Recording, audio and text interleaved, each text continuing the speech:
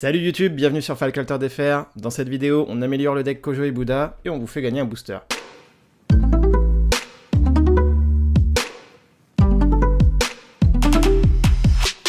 On est parti du coup pour la vidéo sur l'amélioration du deck de base Kojo et Buddha. Bien entendu, comme je l'ai dit, attendez, il est là le petit booster, il est là. Il dégage une odeur de Golden Booster. Je préfère être franc avec vous. Je m'y connais un peu, je m'y connais pas du tout, j'en ai eu aucun de Golden Booster dans mes displays. Mais voilà, sachez qu'il est là, ce petit booster, je vous le fais gagner en fin de vidéo. Restez jusqu'à la fin parce que je vous donne la marche à suivre exacte pour gagner ce booster. Voilà, restez jusqu'à la fin. On est parti du coup pour la présentation du deck Kojo et Buddha, bien entendu. Avant de démarrer la vidéo, je ne suis pas joueur pro altered, je ne fais pas partie des meilleurs joueurs. Là, je vous partage vraiment une idée autour d'un deck qui, moi, me plaît. Ce n'est pas forcément quelque chose qui est parfait, qui est forcément compétitif. Ça, je ne sais pas si c'est compétitif ou pas, parce qu'on n'a toujours pas eu de compétition sur altered. En tout cas, voilà, c'est une idée de deck que j'ai eue qui pourrait vous plaire. Je suis parti sur un deck plutôt low cost. Vous allez voir, j'ai gardé 23 cartes qui sont déjà dans le deck de base. Donc vraiment, vous avez juste 16 cartes à rajouter dans ce deck pour vraiment prendre plaisir à jouer. Je vais vous expliquer tout ça. Kojo et Buddha, on est parti. À midi, si vous êtes le premier joueur, vous créez un jeton compagnon 2/2 Buddha dans l'expédition compagnon. C'est-à-dire qu'on a 2 de value, 2 de body, un tour sur 2, au lieu de 1 de value ou 1 de body à chaque tour.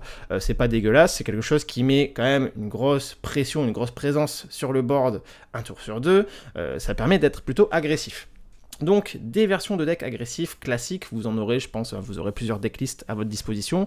Moi, j'ai essayé un peu de changer, de varier ça. Pourquoi? Parce que je suis parti sur un deck avec la fonderie Bastion Axiom en permanent.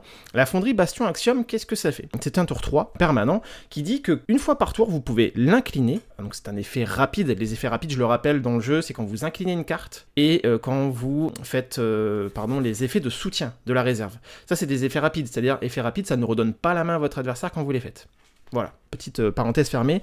Donc du coup, la fonderie Bastion Axiom, vous l'inclinez, et le prochain personnage que vous jouez, vous déclenchez les effets, enfin son effet de jouer de la réserve. En fait, c'est comme si vous le jouiez de la réserve, ce personnage-là, en le jouant de la main.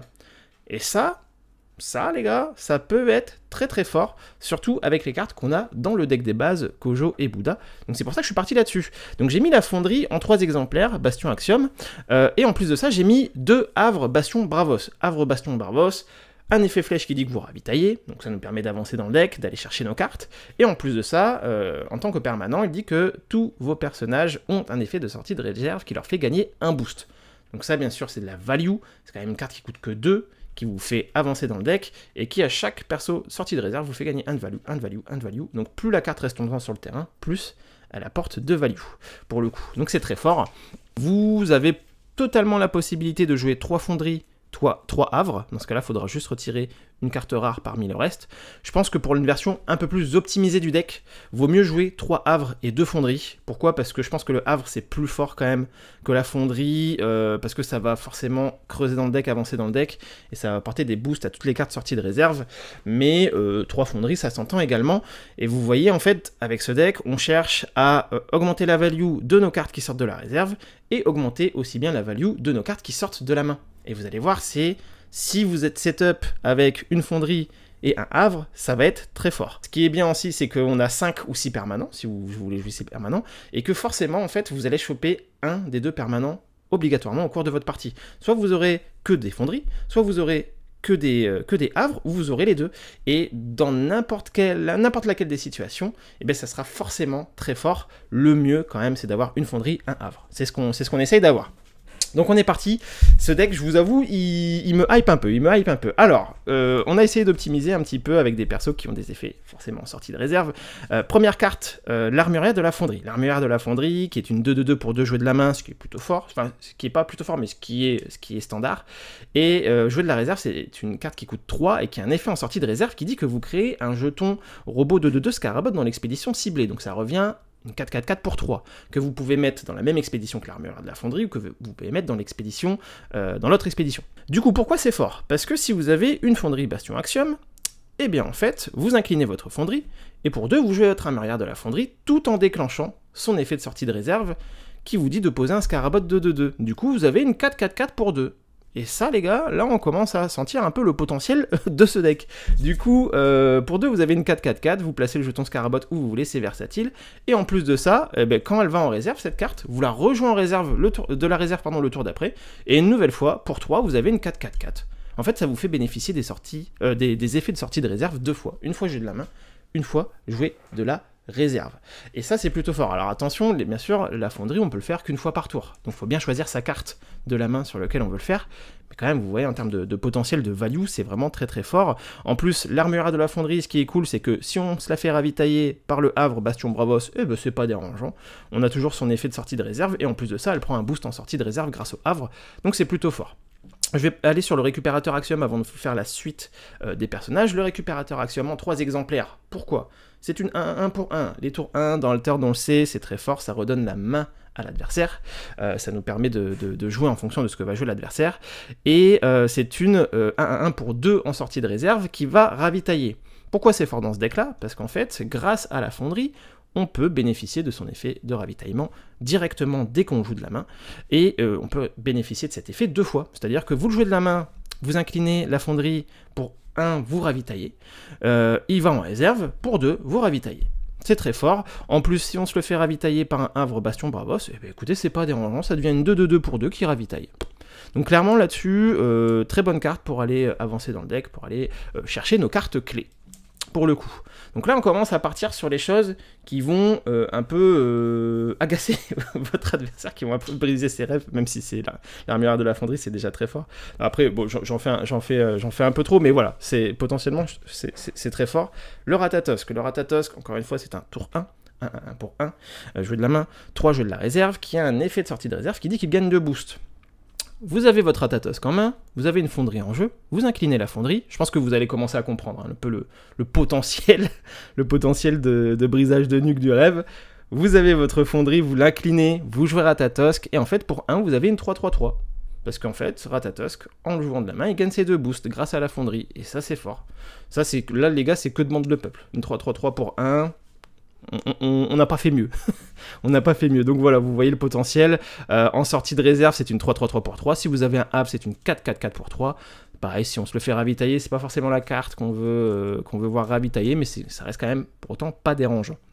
Le Isunboshi, bon, il va pas trigger les effets de la fonderie, mais voilà, c'est une très bonne carte chez Bravos. Cet Isunboshi, c'est une 0-0-2 pour 1, jeu de la main, un jeu de la réserve, qui a un spike en flotte, qui vous permet de passer assez rapidement sur les biomes flotte, ou de passer contre des 1-1 adverses. Et en plus de ça, ce qui est intéressant avec cette carte, c'est surtout son effet de soutien.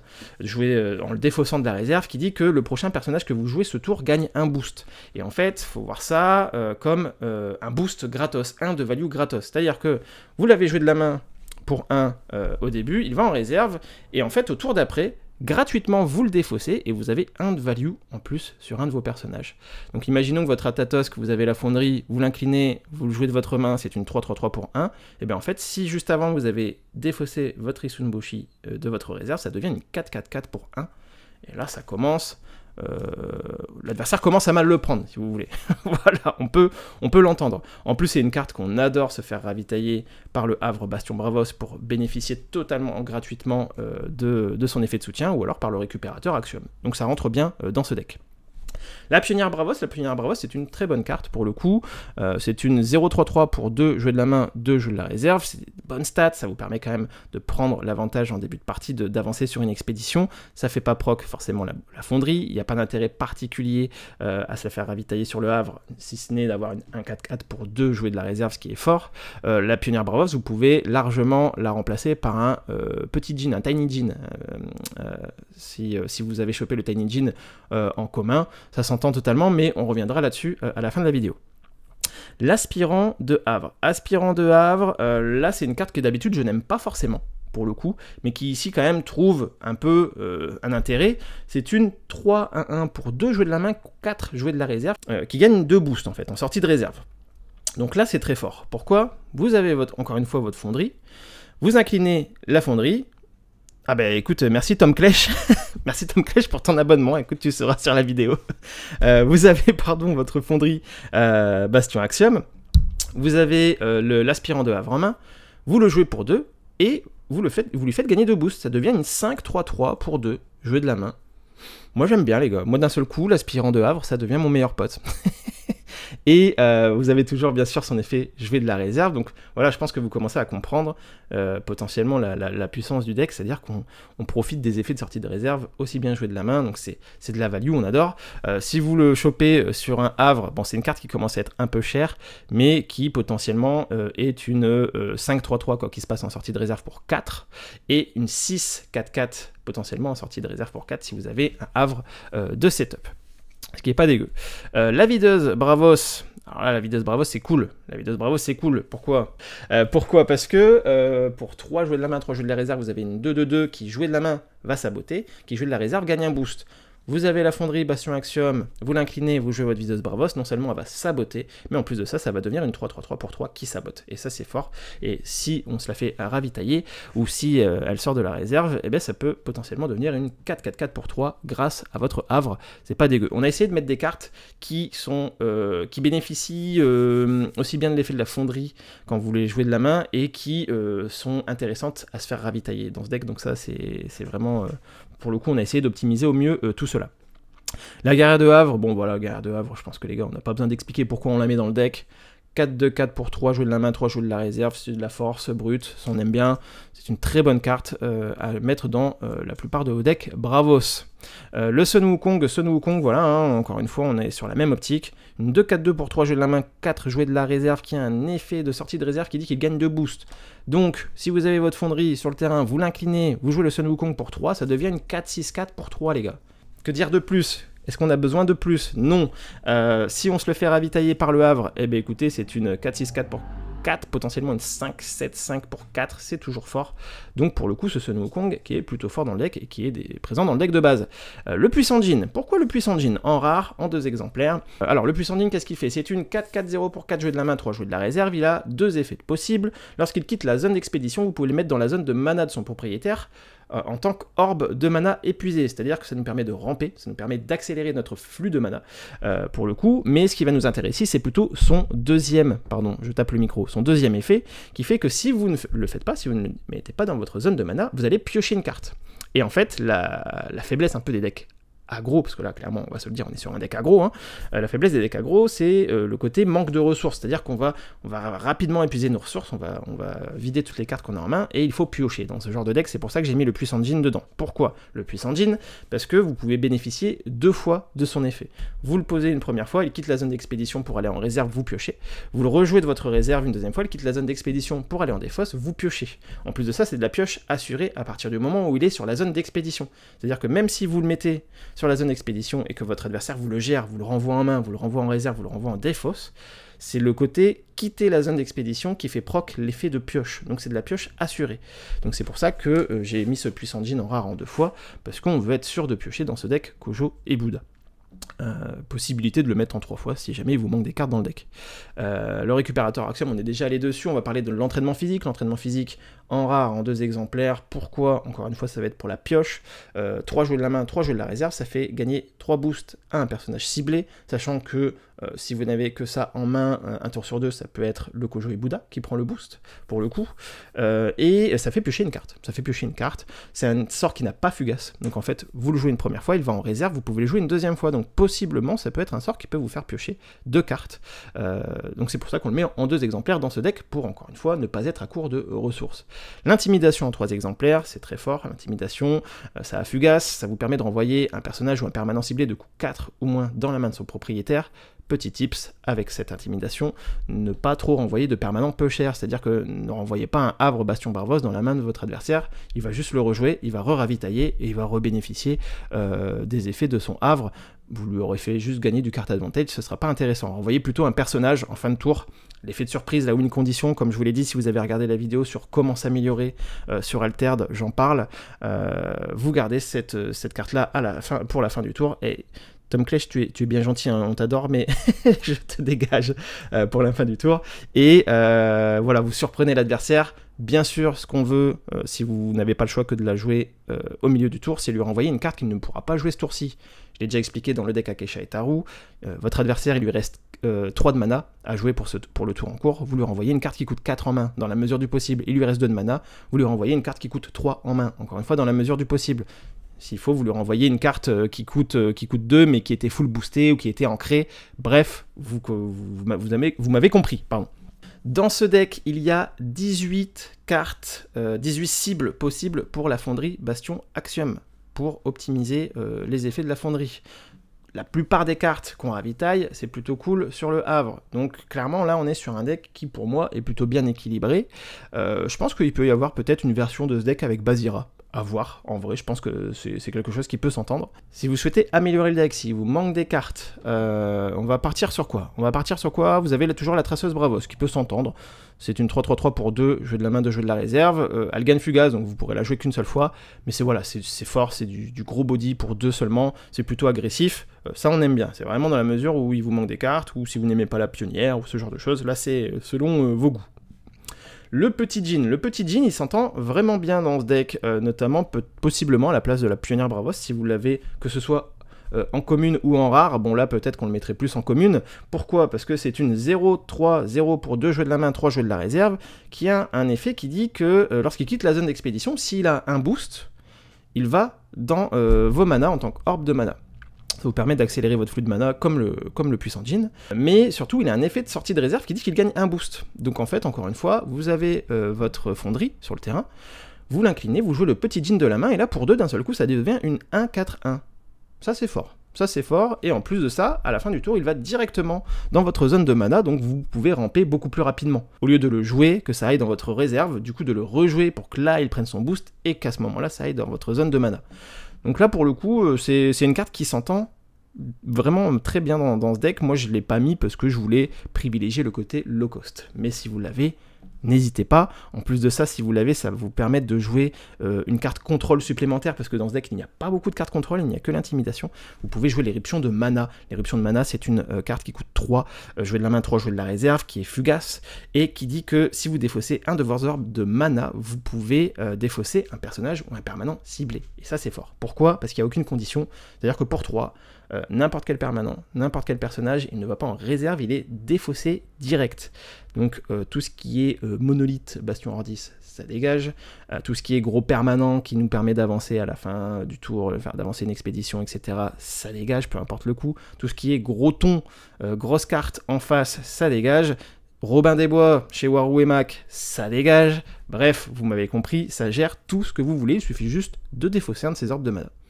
Donc clairement, à partir du moment où vous avez pris de l'avance avec le petit Djinn ou avec le puissant Djinn, bon, ça s'entend, hein, clairement. En plus, c'est une très très bonne win condition en fin de partie, donc pour le coup, n'hésitez pas. Vous avez également l'Espion Ordis qui peut s'entendre. L'Espion Ordis, en rare, si vous manque des cartes, qu'est-ce que ça fait? C'est un peu comme la Videuse Bravos, peut-être un peu mieux quand même, parce que jouer de la réserve, elle coûte 1 de moins. L'Espion Ordis. C'est une 2-2-2 pour 3 jouer de la main, 2 jouer de la réserve, qui a un effet de main de sabotage, qui a un effet de réserve qui dit qu'elle crée un jeton soldat 1-1 recrue 10 dans son expédition. C'est comme si elle prenait un boost, voilà, elle crée un jeton soldat, donc elle augmente, si vous voulez, le nombre de persos sur le terrain. Pourquoi c'est fort? Parce que voilà, si vous avez votre fonderie Bastion Axiom sur le terrain, vous l'inclinez, vous jouez l'Espion Ordis de la main, non seulement elle sabote, mais elle crée un jeton Ordis, donc c'est une 3-3-3 pour 3 qui sabote.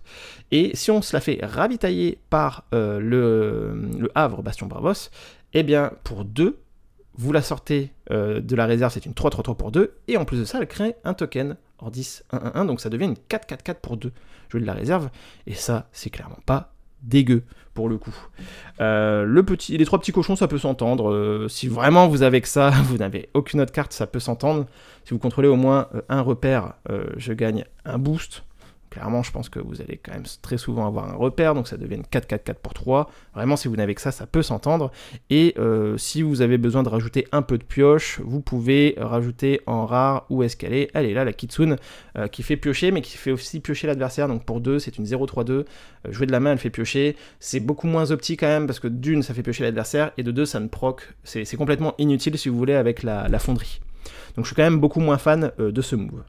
Donc voilà pour ce deck Kojo et Bouddha avec la fonderie Bastion Axiom. Je pense que vous pourrez tester ça. N'hésitez pas à me faire des retours hein, sur vos tests, vraiment, si vous avez aimé ou pas. N'hésitez pas à me donner des idées de cartes en commentaire, bien entendu. Avant de se quitter, je ne vous ai pas oublié, je vous fais gagner ce booster édition Kickstarter qui émane quand même de forte odeur de Golden Booster, je veux pas vous mentir, même si c'est un peu le cas quand même. Hein. J'ai eu 0 Golden Booster, donc si vous l'avez, bien entendu, je serai totalement dégoûté et je vous bannerai de la chaîne. Je plaisante, je suis fatigué les gars, je suis fatigué, faut m'excuser. Non mais du coup pour gagner ce Golden Booster, comment est-ce qu'on fait? C'est très simple. Déjà, à chaque... ce Golden Booster, pas de publicité mensongère, à chaque booster que je vous ferai gagner, il faudra commenter la vidéo en question. C'est-à-dire que là, je vois des gens qui ont commenté la toute première vidéo qui annonçait le concours. Ça ne sera pas pris en compte pour la participation au tirage au sort pour gagner ce booster. Chaque booster correspondra à une vidéo. J'ai une quinzaine de boosters à vous faire gagner. Donc là, ce booster-ci, si vous voulez le gagner, il faut commenter cette vidéo. Les conditions, être abonné à la chaîne. Bien entendu, likez les gars, s'il vous plaît, c'est pour le référencement, ça m'aide beaucoup. Follow la chaîne Twitch. Et en commentaire de cette vidéo, cette fois-ci, vous me lâchez votre pseudo Twitch pour que je puisse, moi, aller vous parler sur Twitch une fois que j'aurai fait le tirage au sort pour vous dire, bah écoute, t'as gagné, file-moi ton adresse et tout ce qui s'ensuit pour que je t'envoie ça chez toi. Donc voilà, vous avez les conditions, les gars. Être abonné, avoir follow la chaîne Twitch et me donner votre pseudo Twitch en commentaire. Le tirage au sort se fera avant la sortie de la prochaine vidéo qui sera ce dimanche 11 août. Donc le 10 août, samedi 10 août à minuit, c'est terminé les gars. Tous les commentaires qui arriveront après le samedi 10 août à minuit ne seront pas pris en compte pour le tirage au sort. Et j'annoncerai le gagnant sur la vidéo du coup du dimanche. Quoique non, parce que je l'aurais enregistré bien avant. J'annoncerai le gagnant, je sais pas où est-ce que j'annoncerai le gagnant, tiens. J'annoncerai le gagnant sur YouTube, je vous mettrai un message en mettant le nom du gagnant. Donc suivez bien surtout sur YouTube. Les conditions de participation pour gagner ce booster sont celles-ci pour cette vidéo-là, mais ça ne veut pas dire que ce sera les mêmes pour les prochaines vidéos. Je pense que je ferai des conditions pour lesquelles il faudra suivre les réseaux sociaux, etc. Bref, je vous en reparlerai en temps voulu. Donc voilà, j'espère que vous avez aimé cette vidéo, que ça vous aura été utile. N'hésitez pas à me faire des retours, vraiment je lis tous vos commentaires, y a pas de galère là-dessus, donc faites-moi des retours si ça vous a plu, s'il y a des choses à revoir, etc. N'hésitez pas à me faire des retours de vos tests. Je m'en vais de ce pas tourner les 2 autres vidéos d'amélioration des decks de base. Je vous souhaite une bonne journée, une bonne soirée, je vous fais des bisous et je vous dis à très vite.